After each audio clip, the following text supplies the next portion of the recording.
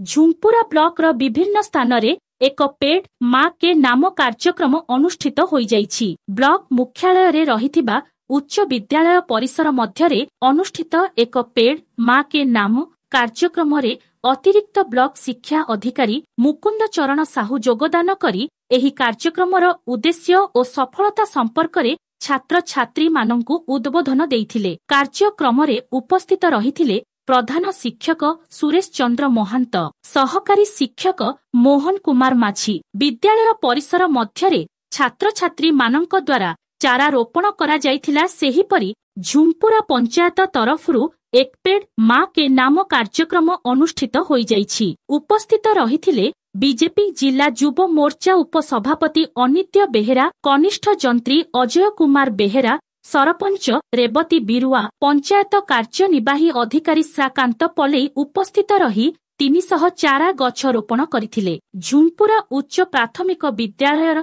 Durgapur park, तौठिया बारुणा उच्च माध्यमिक विद्यालय रे चारा रोपण कार्यक्रम अनुष्ठित होई जाइछि। कार्यक्रम को सफल करिबा पई समस्तंकर पूर्ण सहयोग मिलुथिबा देखिबाकू मिलुछि।